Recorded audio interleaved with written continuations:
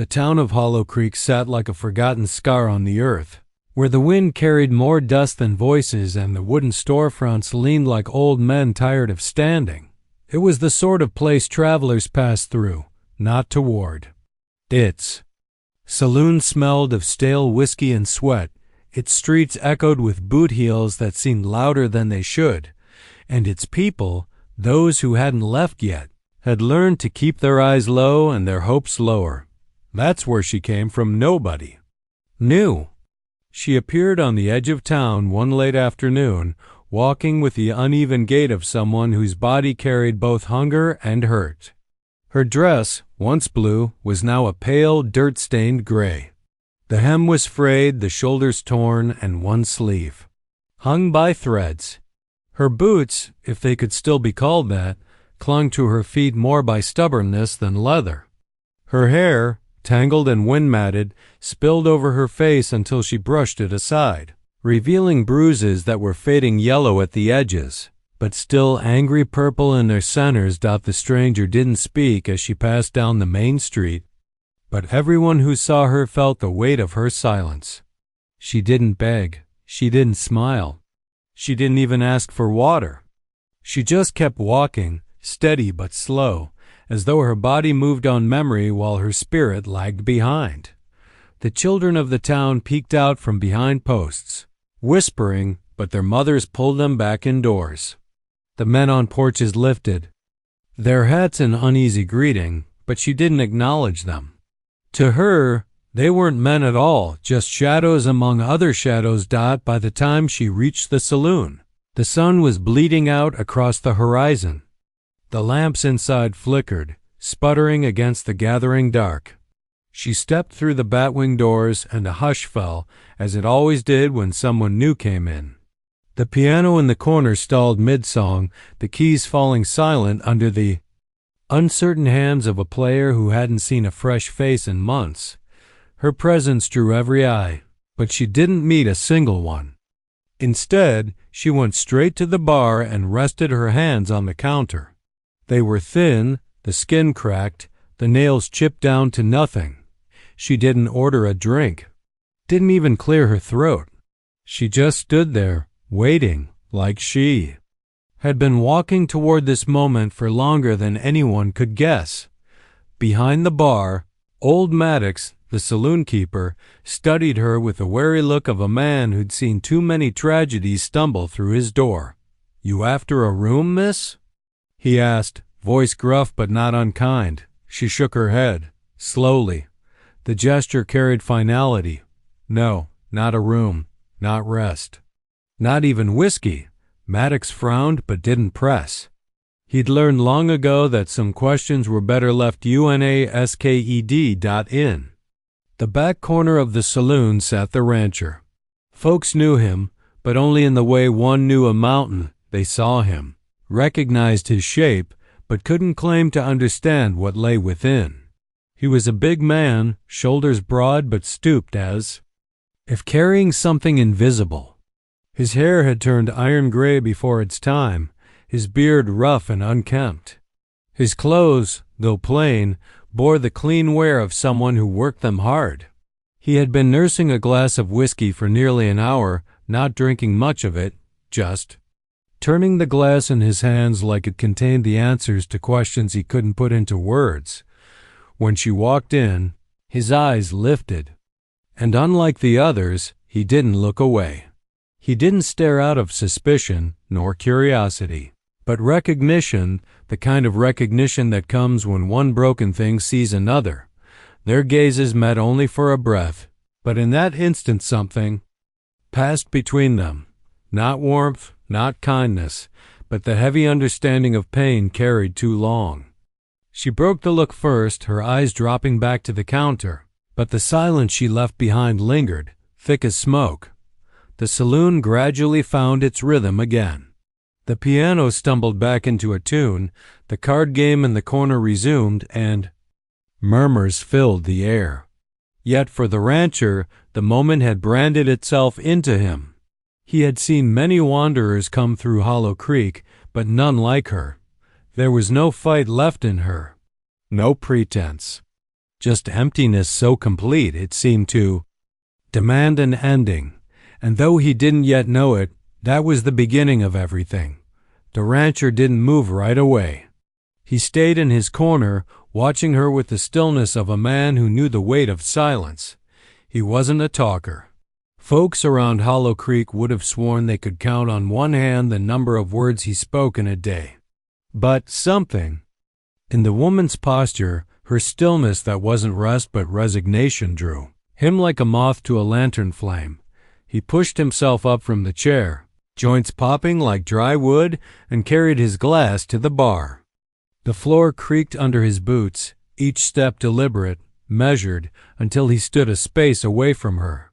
She didn't look at him, didn't even shift when his shadow fell across the counter beside her. Maddox, sensing the moment for what it was, pretended to busy himself with polishing glasses at the far end of the bar. He'd seen the rancher choose when to get involved and when not to, and he wasn't about to interfere. The rancher set down his glass. His voice, when it came, was deep and gravel-worn.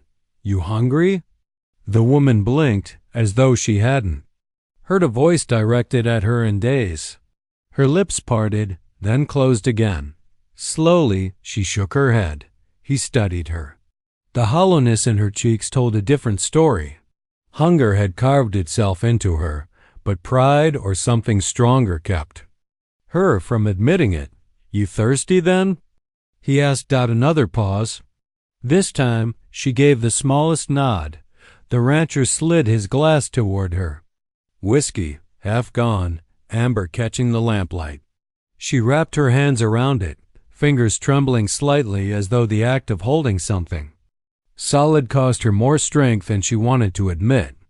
She took a sip, grimaced at the burn, then another, as if testing whether fire might cauterize the emptiness inside her. For a long stretch, they said nothing. The piano faltered back into its tune. Dice clattered in the corner. But around them, silence reigned, thick enough to separate them from the rest of the saloon. Finally, she whispered so softly he had to lean closer to catch it. "I don't want food. Or drink. Or work. I just want it to stop." The words hit him like a hammer swung low. Not loud, but heavy. She hadn't begged, hadn't explained. Just laid it bare, like someone too tired to hide anymore. He didn't answer right away. The rancher had lived with silence long enough to know it carried its own language. He let her words settle, echo, and then fade before he reached into his pocket. From it, he drew a single silver dollar. The coin glinted under the lantern light, its edges worn smooth by years of handling. He placed it gently on the bar between them. Her eyes flickered to it, then to him. For the first time, she really looked at him. His face was weathered, carved by sun and sorrow. His eyes were a gray that matched the morning sky before rain, dull, steady, unreadable. "What's that?" "FOR?" she asked, voice rough from disuse. He didn't answer right away.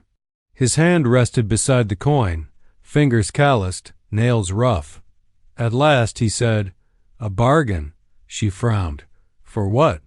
His jaw worked as if the words cost him something. "For the end you're asking me for?" The saloon seemed to fall away. The piano stopped again, the laughter died, even Maddox froze in place, cloth held against a glass. But the rancher and the stranger stood in their own world, separated from everyone else by the weight of that silver dollar. Her lips parted, breath catching. She hadn't expected anyone to take her words seriously, not out here, not in this place where suffering was just another day's work. She searched his face for cruelty and found none. Just loneliness, as raw and deep as her own. Her voice cracked. "You'd do it?" "Just like that?" He nodded once, slow. His hand moved to his belt, where the handle of a knife rested in its sheath. The gesture wasn't hurried, wasn't threatening. It was the calm acknowledgement of a man willing to meet her request. Her eyes stayed on the knife, wide, unblinking. Then they lifted back to him. For a long moment, The air between them thickened with something unspoken. Fear, hope, desperation. Maybe all three tangled into one. The dollar sat there still, its face catching the light. An offer, a contract, a promise of an ending if she chose to claim it. And in that moment, with the rancher's gray eyes on hers and the knife at his side, she knew this wasn't about cruelty or power or even money. It was about two people who had run out of reasons to keep on living, and one silver coin that might decide which of them carried the burden a little longer. The saloon held its breath. The silver dollar still gleamed between them, and the rancher's hand lingered near his knife as if waiting for her to reach for the coin to claim the bargain. The woman stared at it, her face pale beneath the dirt and bruises, lips trembling with something between fear and resolve. She swallowed hard. When she finally spoke, her voice cracked like brittle wood. "Please," she whispered. Then again louder, shaking with desperation now. "Please. Just end it." The words cut sharper than any blade. Her hand hovered above the coin, but she didn't take it. She didn't need to. The plea itself was more binding than any contract ink could make. Her eyes brimmed with the kind of tears that never fell tears. Held back so long they had turned into salt on her soul instead of on her cheeks.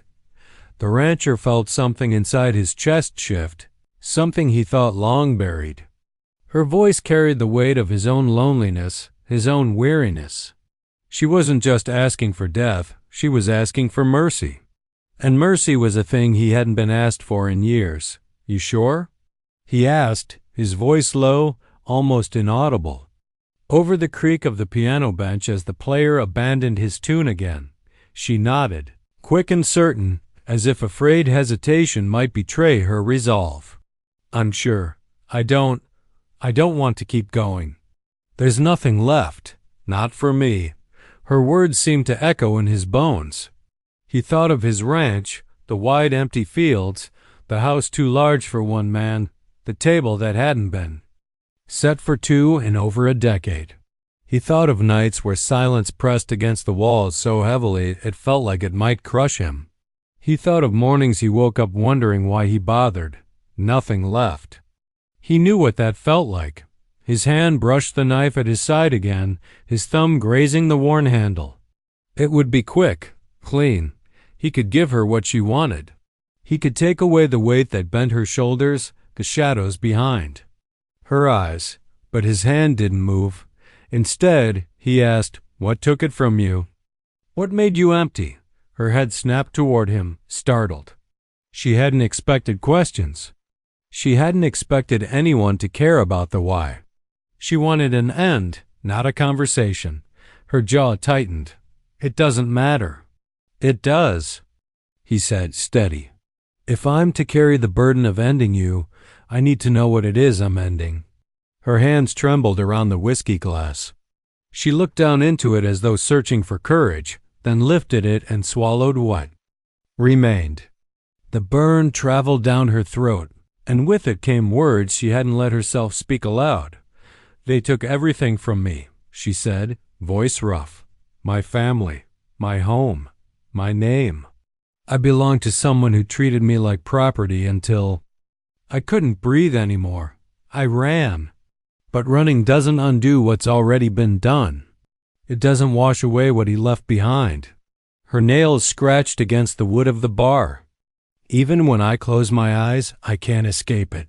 He's in every shadow, every silence, and I'm tired. I'm so damn tired." Her voice broke on the last word. She covered her face with her hands, shoulders shaking, though no sobs came. She had cried herself dry long ago. The rancher let the silence hang.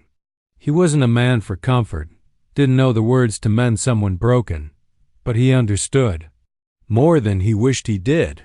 He looked at the coin, at the glint of its edge, at the bargain it offered.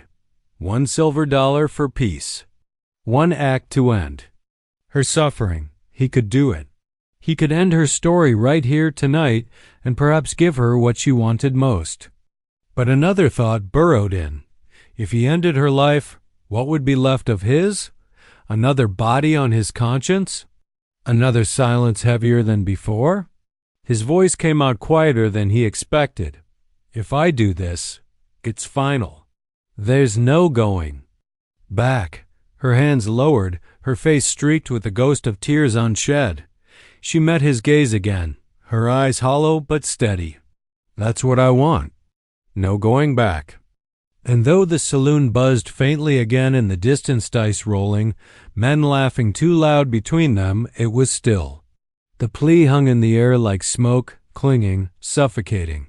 The rancher felt the knife's weight at his side. He felt the coin's cold shine against the wood. And most of all, he felt the pull of her words, words that mirrored the ones he had once thought but never said. Please, just end it. The silver dollar still sat on the bar between them, catching the glow of the lantern overhead. Its face was worn smooth, but the weight of it was undeniable, as though the coin itself understood what it had been placed there for. It was not money tonight, it was a marker, a contract, a toll for crossing from one life into the unknown. The woman's eyes fixed on it, her lips pressed together, thin and colorless, trembling faintly. She wasn't looking at the rancher anymore, just the coin, as though all her hopes, all her fears, had been shrunk into that small, shining circle. You left it there, she said quietly, almost accusing.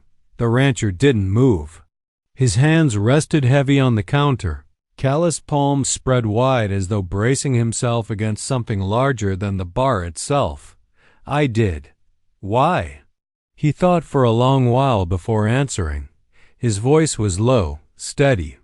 Because words disappear, promises too, but a coin stays. Folks remember silver. She studied him then, her eyes searching. It wasn't cruelty she found there, nor kindness either. What she saw was something rarer, acceptance. He wasn't offering her salvation. He wasn't offering her rescue. He was offering her an end, and he was willing to bear the guilt for it. Her throat worked as she swallowed. So, that's it? I take the dollar, and then... Her voice trailed off, but she didn't need to finish. The knife at his side gleamed faintly, filling in the silence. The rancher gave a slow nod. It ain't about the dollar itself. It's about making a choice. Yours, not mine. If you claim it, I'll carry out the bargain. The woman's hand twitched toward the coin, then stopped just shy of touching it. Her fingers hovered above the worn surface, trembling. Her breath hitched. She wanted to press her palm against it, to claim the promise it carried. But some invisible weight kept her frozen. Around them, life in the saloon carried on, muffled as though wrapped in cloth. Dice tumbled across tabletops. The piano stumbled through a tune. Laughter flared in one corner and died in another. None of it mattered. In their corner of the bar, only the silver coin existed. Her voice broke the silence again, no louder than a prayer. All it takes is $1? One's enough, he said. More'd cheapen it. For the first time, a strange flicker passed across her face, something that might have been a smile if it hadn't been so hollow. The absurdity of it, her life reduced to the price of a cheap drink, a coin worn thin. She reached out again, this time letting her fingertips brush the edge of the silver. Cold, solid, real. She traced its circle, feeling its permanence as though trying to decide whether her story deserved such a final period at the end of it. The rancher watched, silent. He didn't urge her. He didn't stop her. He just waited, as still as stone, though his stomach twisted with a tension he hadn't felt in years. At last her hand closed over the coin. She lifted it, and the faint clink of metal against wood rang out louder than the piano, louder than the laughter, louder than every noise in Hollow Creek. Heads turned, though no one knew why. Something in the air shifted when she took it, like the room itself knew a line had been crossed. She held the coin in her palm, staring down at it as if it contained the whole world. And then, with trembling fingers, she pushed it across the bar to him. "It's yours," she whispered. The rancher didn't move to take it, not at first. His eyes stayed on hers, searching, as though waiting for a sign: hesitation, regret, a flinch. But there was none, just hollow certainty. Finally, he reached forward, the coin scraping against the wood as he drew it toward himself. He picked it up, weighed it in his palm, then closed his fist around it. The metal pressed into his skin, biting, branding. With that, the bargain was sealed. The woman exhaled, slow and trembling, like a breath she'd been holding for years. Relief flickered across her face, followed by something darker: fear, but not of him. Fear of what came next, of stepping into the end she had chosen. The rancher slid the coin into his pocket, the faint jingle sounding final, almost like the clink of dirt falling into a grave. He didn't draw his knife yet. He didn't move at all. Instead, he said, "Then it's settled." The words were simple, but they fell heavy between them, like a judge's gavel. The bargain had been made. Her plea had been answered. And somewhere in that dimly lit saloon, beneath the smell of whiskey and smoke, a promise hung sharp as steel. Before the night ended, the rancher would carry out what the silver dollar demanded. The coin sat heavy in the rancher's pocket, pressing against his thigh with every small shift of his weight. It wasn't the dollar itself that carried weight, it was the choice bound to it. A bargain made not in ink but in silence and desperation. And now, with her eyes fixed on him, he knew the moment had come when promises turned into action. His hand drifted slowly toward his belt. The air in the saloon seemed to thicken. Dice stilled mid-roll. Conversations faltered. Folks didn't know exactly what was happening, but they felt it. Something grim, something inevitable. The woman never flinched. She sat very still, her hands folded on the bar like a penitent at the altar, waiting for judgment. Her face was pale, her lips parted just slightly, but her gaze was steady. She had made her plea, struck her bargain, and now she was ready to pay its price. The rancher's fingers brushed the handle of his knife. The leather sheath was worn smooth, edges frayed from years of use. This knife had gutted cattle, cut rope, carved wood on long nights when there was nothing else to do but keep his hands busy. But never, not once, had it been drawn to end a person's life. His thumb pressed against the hilt, and for a moment he thought of how easy it would be. One sharp pull, one clean motion. She'd never have to carry her suffering another day. He could grant her the mercy she begged for, but his hand trembled. No one in Hollow Creek had ever seen the rancher's hand tremble. He was known for his steadiness, his aim with a rifle, his sure grip on a horse's reins, the calm way he handled storms that sent other men scrambling. But now, with the weight of her request pressing on him, the knife seemed heavier than fattier, then iron. He drew it slowly. The steel slid free, catching the lantern light. A soft metallic SHHK rang out, slicing through the hum of the saloon. Every sound in the room died at once. The piano player froze with his hands hovering above the keys. Maddox set down the glass he was polishing and didn't dare lift it again. The woman's breath hitched, but she didn't look away. Her eyes locked on the blade, reflecting its shine. Fear flickered there, yes, but it was layered beneath something. Stronger acceptance. Relief, even. The rancher laid the knife flat on the bar between them. His hand stayed on the handle, steady now, but his eyes never left hers. "You know what this means," he said, voice quiet, almost drowned by the lantern's sputter. She nodded. "I do. Once it's done," he continued, "there ain't no going back. You ready for that?" Her lips trembled into the faintest, saddest smile. "I've been ready for a long time." The words twisted in his gut. He saw himself in the nights when he had stared at the horizon, asking what sense. There was in seeing another sunrise. He saw the emptiness of his ranch, the ghost that never spoke but never left. He had lived with those questions in silence, burying them under work, under whiskey. And here she was, daring to ask aloud what he never could.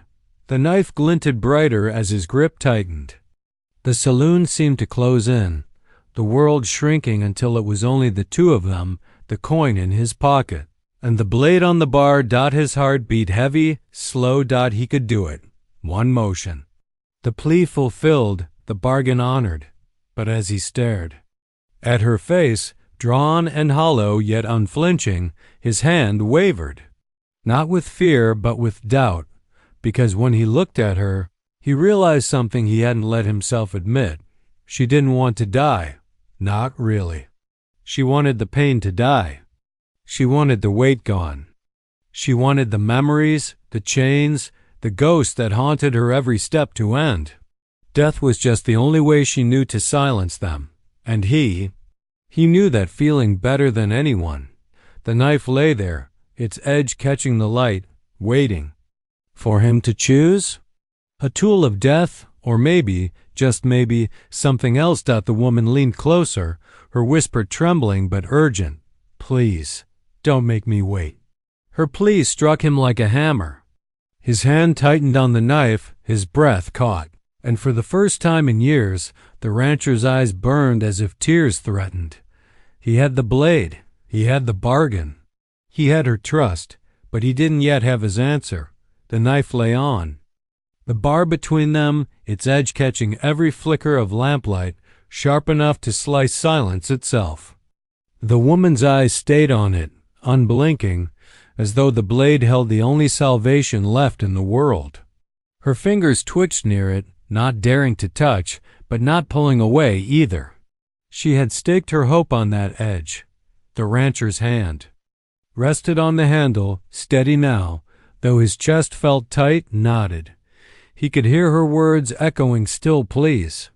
Don't make me wait. They rang with desperation, but also with a strange kind of peace. She had surrendered to this moment, but as he studied her face, gaunt and hollow yet full of a fierce resignation, something broke inside him. This wasn't the gaze of someone chasing death for its own sake. It wasn't blood she wanted spilled. It was chains she wanted cut. And suddenly, the knife in his hand no longer looked like a weapon. He saw then what her plea truly meant, not an end of flesh and bone, but an end to what had been done to her. An end to the man who had broken her, the shadows that still followed, the memories that smothered her each night. She wasn't begging to die. She was begging for freedom. His thumb brushed the spine of the blade, and for the first time his voice was gentle. You don't want me to kill you, he said. Her eyes flicked up, startled, as though he had spoken a secret she hadn't dared put into words herself. That's exactly what I asked. No, he said, shaking his head slow and sure. You asked for it to end. But it ain't you that needs ending. It's what he did to you. That's the thing you can't carry no more. Her breath caught. She gripped the edge of the bar so tightly her knuckles went white. I don't. Her voice wavered. I don't know how to carry anything else. He took everything. My family, my name. When I escaped, I thought I'd feel free. But the bruises healed and the fear didn't. It just stayed. I can't keep waking. Up to it. The rancher's jaw clenched. He knew that kind of ghost, the ones you couldn't put in the ground because they didn't live in bodies, only in memory. He had his own, though he never spoke of them. Nights of loss, the hollow of an empty house, the echo of laughter gone forever. You couldn't bury loneliness. You couldn't shoot grief. You couldn't brand silence away, but you could refuse to let it own you. Slowly, deliberately, he lifted the knife. The saloon seemed to hold its breath again, eyes darting toward the tea. Gleam of steel. Some men straightened in their chairs, ready to see blood. Others turned away, unwilling to watch. The woman's chest rose and fell in shallow gasps. She didn't move. Then, with one sudden motion, the rancher turned the blade not toward her, but toward the rope around her wrist. It was faint, hidden under her sleeve, but he'd noticed earlier. The raw skin, the thin line where something coarse had dug into her flesh. Restraints, shackles, proof that she hadn't just run, she'd torn herself free. With a quick slice, the knife cut the rope she hadn't even realized she was still clinging to, a remnant she must have tied around herself to keep from forgetting, or maybe because she didn't believe she deserved release. The rope fell to the floor with a soft thud, frayed ends curling like smoke. The woman gasped, staring down at her wrist, then at the knife.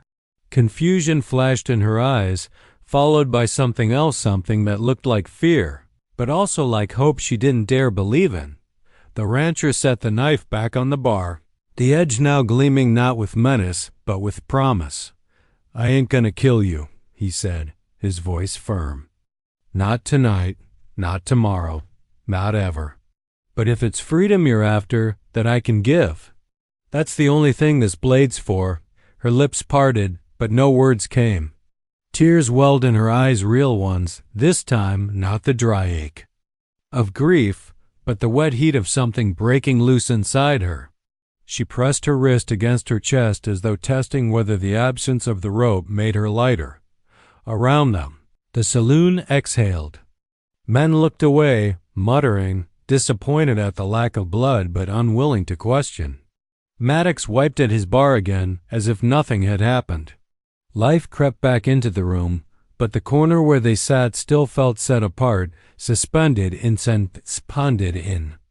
something larger than the town itself. The woman looked at him, her voice cracking like a whisper torn by wind. Then, what now? The rancher leaned forward, eyes steady, gray as stone. Now? You stop asking for death and start learning what living feels like again. The knife gleamed quietly between them, no longer an end but a beginning. The rope fell from her wrist with that small, almost pitiful thud, and for a moment the sound seemed louder than the saloon itself. A strip of frayed hemp, nothing more. But to her, it was the last proof of the cage she had lived in. She stared at it as though it might still bite, as though its coils might crawl back up her arm and choke her all over again. The rancher's knife gleamed faintly on the bar between them. The woman's eyes flicked to it again, the way a starving dog might look at a piece of meat, not with hunger, but with disbelief that it was really there. Not long ago, that blade had promised her an ending. Now it promised something she hadn't thought to ask for. Released. Her voice was raw, half broken. "Why did you?" He cut her off, not unkindly. "'Cause you weren't asking me to kill you, not truly. You were asking me to set you free. That's a different kind of cut." Her mouth trembled open, then closed again. She looked down at her wrist where the rope had been. The skin was raw, pink and scarred from where it had rubbed. She rubbed at it absently, as though testing whether she could still feel the burn without the cord. "I've been tied up so long," she whispered. "I almost forgot what it feels like not to be." The rancher said nothing. He only watched her, the silence between them as thick as it had been since she first walked into the saloon. But there was a difference now. The silence wasn't empty. It was expectant, waiting, almost tender. Finally, she reached forward. Her fingers brushed the knife, then curled around the handle. She lifted it from the bar, surprised at how heavy it felt. A part of her had thought it would leap into her hand like destiny. Instead, it sat solid and unforgiving, a tool of work, not magic. She looked at him, her eyes wide, searching. "What do I do with it now?" He leaned back slightly, his expression steady, unreadable. "That depends. You can turn it on yourself if that's still the road you want. I won't stop you. Or you can use it to cut away what's left of him, his hold on you, the pieces he left behind. Choice is yours." Her hand shook, the blade trembling in the lamplight.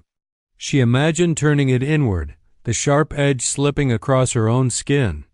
The thought had lived inside her for so long it felt almost natural. But as she sat there, wrist bare, rope gone, something in her shifted. The knife didn't look like a weapon for her anymore. It looked like a promise she hadn't considered. That she might fight back. She lowered the blade, laying it flat across her lap. Her breath hitched, and for the first time since stepping into the saloon, her shoulders sagged, not in defeat, but in release. "You really think," she faltered, then tried again. "You really think I can live different?" The rancher's gray eyes didn't waver. "I don't think." "I know. You walked here, didn't you? You made it out of hell on your own 2 feet. That means there's still fight in you. And fight don't come from nothing." She blinked hard. A tear escaped, trailing down her dirt-streaked cheek. She let it fall, unashamed. It wasn't grief anymore. It was the beginning of something else. The knife gleamed against her lap. For the first time, she touched the blade itself, pressing a fingertip lightly against its edge. It stung, a sharp reminder of what pain felt like when it was chosen, not inflicted. She almost smiled at the difference. The rancher stood, pushing his chair back with a low scrape. His tall frame loomed, casting a long shadow over her. He reached out, not for the knife, but for the rope on the floor. He picked it up, turning it over in his hands. Then he set it back down firmly on the bar between them. "Keep it," he said, as a reminder, not of him, but of tonight. Of the moment you stopped being bound. Her eyes lingered on the frayed cord, then on the knife in her lap. Something in her chest loosened, like a knot pulled free. In the corner of the saloon, the piano player began again, tentative notes stumbling into a melody. Laughter rose, dice rattled, glasses clinked. Life went on around them, but for the woman, the world had shifted. She wasn't invisible anymore. She wasn't bound. She wasn't begging for death. She was holding a knife. And for the first time, it wasn't to cut herself away from the world, but to carve out a place in it. The rancher's voice broke through her thoughts, steady and sure. Freedom always takes a blade. Sometimes it cuts you loose. Sometimes it cuts you open. Tonight, it's done the first. And in that dim saloon, under the soft glow of lantern light, she felt the truth of his words settle inside her. The different cut had been made not into flesh, but into the life that had chained her. And for the first time in a long time, she could breathe. The rope sat on the bar like a shed skin, the knife resting across her lap, and the silver coin weighed heavy in the rancher's pocket. 3 relics of a bargain almost made one that ended not in blood, but in something harder to explain. The woman stared at them, then at him, her eyes still wet, but steadier now. The trembling had stopped. The saloon had moved on. Dice rattled again, glasses clinked, and the piano player found courage enough to stumble back into his melody. Yet the corner where they sat still felt different, cut off from the noise and laughter, wrapped in a silence too deliberate to break. Woman spoke first, voice hushed, almost reverent. "No one's going to believe this." The rancher's gray gaze held hers. "Doesn't matter if they do." She looked down at the rope again, nudging it with her finger as though to test whether it was truly gone. What if someone asks about the coin? About the knife? They won't. His tone was certain, heavy as stone. "Men in here know when to mind their own. They saw me draw steel and set it down. That'll be enough for 'em." Still, doubt flickered across her face. She wasn't worried about the others. She was worried about herself, the words she might speak if fear came crawling back in the dark. She'd begged tonight. Begged for death. If she spoke it again, it might take root, might grow until it swallowed her whole. The rancher seemed to sense it. He leaned forward, elbows on the bar, voice low so only she could hear. "We'll make a pact, you and me." Her breath caught. What kind of pact? That what happened here tonight stays between us. No coin, no knife, no rope. Not a word about the plea you made. Not a word about the cut I chose. We bury it here in silence. She searched his face, trying to read. Him. His eyes were steady, unwavering. He wasn't hiding judgment. He wasn't offering pity. He was offering her something simpler, the chance to begin again without the weight of what she'd confessed. If we don't speak of it, she said slowly, doesn't that make it easier to forget? He shook his head. No, forgetting ain't the point. Remembering's what matters. But remembering in silence, just between you and me. That way it don't own you no more. It don't spread. It don't turn into shame. Her throat tightened. For years, her pain had been shouted at her, carved into her with fists and chains, branded on her body until she thought she'd never escape.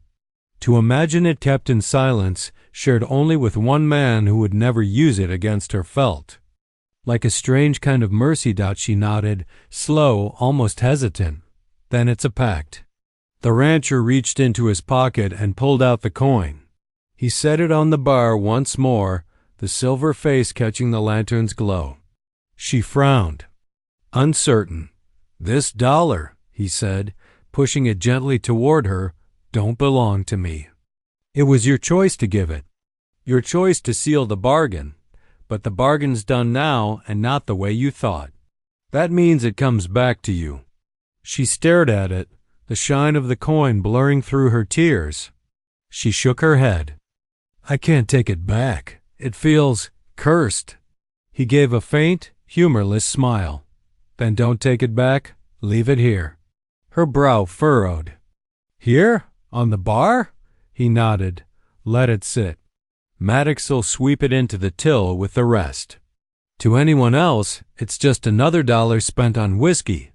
But you'll know better. You'll know it bought your life, not your death. Something loosened in her chest at that. She reached out, touched the coin with her fingertip, then pushed it to the edge of the counter. Maddox, silent as always, swept it into his palm without a word and slipped it into the drawer. The moment was sealed. Final. The rancher stood then, towering but steady, and offered his hand. Come on. Time to leave this place behind. She hesitated, glancing at the knife still in her lap, at the rope on the bar. She picked up the knife carefully, slid it back across the wood to him. This is yours. He shook his head. Not. Tonight, you keep it.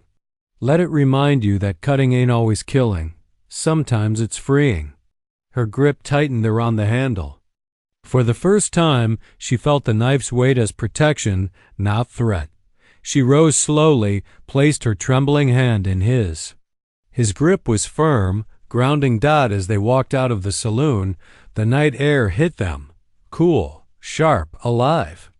Behind them, the piano played on, laughter spilling out into the street, but their silence was different. It was chosen. The pact was made. Neither would speak of that night again. The coin was gone, the rope discarded, the knife redefined. And between them lay not words, not promises, but a silence strong enough to carry both their ghosts. The night stretched wide as they left the saloon behind. The town's lanterns flickered in the dusty wind, throwing long shadows across the boardwalks. The woman walked beside the rancher, one hand tight on the knife he had told her to keep, the other gripping her threadbare shawl against the chill. She hadn't thought about the cold until now. Fear had a way of numbing everything but itself. But tonight, with her wrist unbound, the bite of the night air felt almost welcome. It reminded her she was alive. The rancher said little as they walked, boots scuffing against the hard earth, spurs whispering with each step. She was grateful for his silence. Words were fragile things, too easily broken under the weight of what had just passed. She needed the quiet, not as an emptiness, but as a space where her thoughts could stretch for the first time in years. They reached the edge of town, where the dirt road sloped out toward the open country. In the distance, the hills rolled like sleeping beasts, dotted with sagebrush and dark shadows of cattle pens. Beyond, a faint glimmer of lantern light marked the ranch house. Small and solitary against the endless dark, she stopped, staring. "That's yours?" He followed her gaze. "It's what's left of mine." Something in his tone told her there had been once more land, more people, more life. But he didn't elaborate, and she didn't ask. They both had ghosts better left in silence. They walked on, the path narrowing as it wound between fences. Coyotes yipped in the distance, and an owl's low call drifted through the night air. The woman felt a shiver, not of fear, but of the strange vastness around her.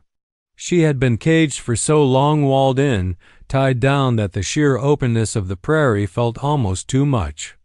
She gripped the knife tighter, needing the weight of it to keep her grounded. When they reached the porch of the ranch house, the boards creaked under their boots. The rancher pushed open the door, and a faint smell of smoke and leather drifted out.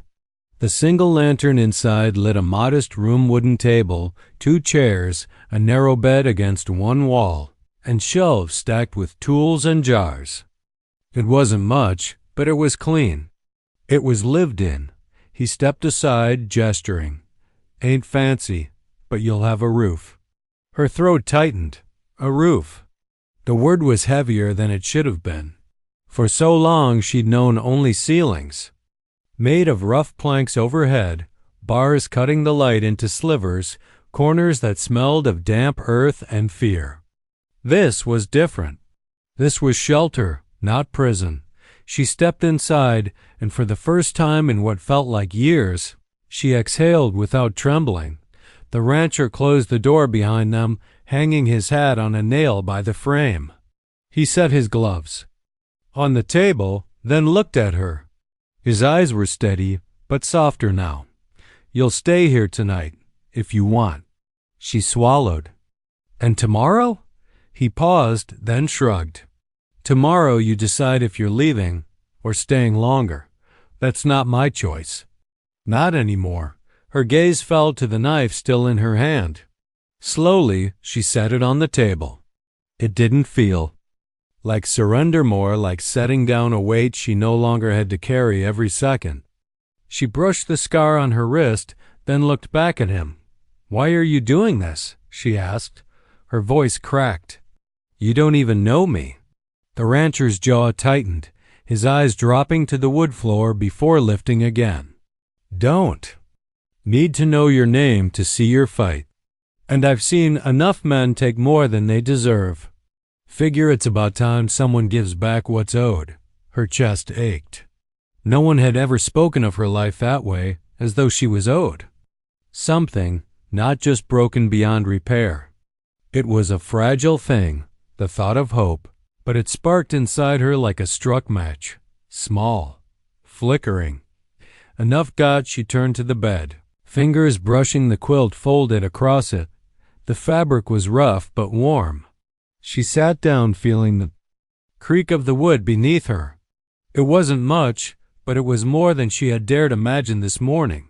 The rancher busied himself with the lantern, trimming the wick. The light grew softer, filling the room with a gentle glow. Then he leaned against the table, arms crossed. "Rest, that's all you got to do tonight." She nodded, too tired to argue. Curling onto the bed, she pulled the quilt over herself. The warmth seeped into her bones. For the first time in years, she felt safe enough to close her eyes. Before sleep claimed her, she whispered into the dark, more to herself than to him. Maybe I don't need it to end. Maybe I just need it to change." And though he didn't answer, she thought she heard the faintest sound of agreement in the quiet, the creak of his chair, the steady rhythm of his breathing. The silence of the pact held, but it no longer felt heavy. It felt like hope. The night passed slower than any she could remember. Sleep came in shallow stretches, broken by dreams that twisted between shadow and memory. At times she was back. In the cellar, chains biting her wrists, the stench of whiskey and sweat pressing down like a weight. Other times she felt the blade in her hand again, only this time it cut air, not flesh, and the sound of rope falling echoed endlessly in her ears. But each time she startled awake, breath caught tight in her throat, the room around her reminded her where she was, the small cabin. The steady flicker of the lantern left low on the table, the muted sounds of the rancher moving about quietly stoking the fire, filling a kettle, the shuffle of boots across the wooden floor. Each sound anchored her, kept her from slipping fully back into the dark dot. By the time the first streaks of gray light slipped through the cracks in the shutters, she was sitting upright on the bed, quilt pulled around her shoulders. She stared at the sliver of dawn, heart hammering in her chest. She hadn't watched a sunrise in years. She hadn't dared. The rancher was already up, hat settled back on his head, kettle steaming on the stove. He glanced at her, his face unreadable but not unkind. "Coffee'll be ready in a minute." Her throat was dry. She wanted to say thank you, but the words felt too small for what he'd given her. So she just nodded, clutching the quilt tighter. He poured 2 tin cups, set one on the table near her. She rose slowly, bare feet against the cool floorboards, and took the cup. The warmth seeped into her hands. She breathed in the bitter smell, sharp and grounding. For a long time, they drank in silence. Outside, the ranch stirred awake. The faint lowing of cattle, the cluck of hens, the creak of the windmill turning against the early breeze. It was a world that had kept turning, indifferent to her suffering. And yet now, for the first time, it felt like a world she might step into instead of away from. She broke the quiet first, her voice hesitant. "Do you think it'll ever stop hurting?" The rancher set his cup down, gaze steady on her. "No, hurt don't vanish, but it dulls. It changes, becomes something you carry, not something that carries you." She let the words settle. A part of her wanted to argue, to demand a promise that someday it would all be gone, the scars, the fear, the night spent begging for it to end. But another part knew he was right. Hurt didn't disappear. But maybe it didn't have to rule her. She sipped the coffee, the bitterness pulling her further into the morning. Through the small window, the sky bled from gray to pink, then to gold. The sun crested the hills, spilling light across the fields. She squinted at it, eyes stinging, but she didn't look away. The rancher followed her gaze. "That's all tomorrow is. Sun comes up whether we're ready or not. We just got to decide if we'll stand in it." Her lips trembled, but she found herself nodding. For the first time, the words didn't feel like another man's command. They felt like a choice. She looked down at her wrist. The skin was still, raw where the rope had rubbed, but it was unbound. She ran her fingers across the tender flesh, and instead of shame, she felt something else. Proof. Proof she had survived. Proof she had chosen differently. The knife still sat on the table between them, blade catching the morning light. She reached out, touched it once more, then pushed it toward him. "I think I'll let you keep it now." He studied her for a long moment, then nodded. He didn't press it back into her hands. Instead, he slid it into its sheath at his belt. "Fair enough. Means you're ready to carry yourself without it." A silence lingered, not heavy, not strained. It was the silence of a new day stretching before them, unwritten. Finally, she rose, pulling the quilt tighter around her shoulders. She walked to the door, pushed it open. The morning air rushed in cool, clean, smelling of earth and grass. She stepped onto the porch, blinking into the blaze of sunlight. For the first time in as long as she could remember, she didn't shrink from it. Behind her, the rancher stayed inside, giving her space. He didn't need to watch her. He didn't need to speak. The pact of silence still held, but now it wasn't about bearing pain. It was about giving room for something new to grow. She closed her eyes, lifted her face to the sun, and whispered so softly the wind almost took it, "Please, let it begin." And for the first time, it wasn't a plea for an ending. It was a prayer for a life. The dawn answered in light.